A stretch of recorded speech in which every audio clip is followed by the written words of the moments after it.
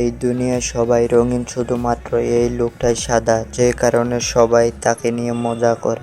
কিন্তু তার স্ত্রীর রং ছিল রঙিন।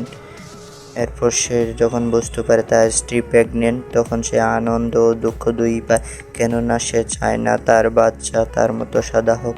তাই সে সবসময় যে কোনোভাবে রঙিন হওয়ার চেষ্টা করে। প্রথমে সে প্লেন থেকে লাফ দেয়, তারপর লাল পাঞ্চিং ব্যাগে ঘুষি মারে আর নিরল দিয়ে লাল রঙের ট্যাটু বানায়। কিন্তু সে কোনোতেই কোনো কাজ করতে পারে না। তাই লোকটা এক চার্চে যায় আর সৃষ্টিকর্তার কাছে প্রার্থনা করে, এমনকি সার্জারি করাতে ডক্টরের কাছেও যায়।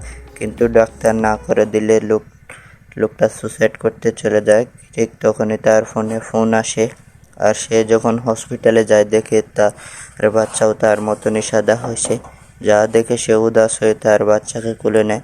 আর ঠিক তখনই এক চমৎকার হয়, এই বাচ্চার সাথে সেও লাল রঙে পরিণত হয়।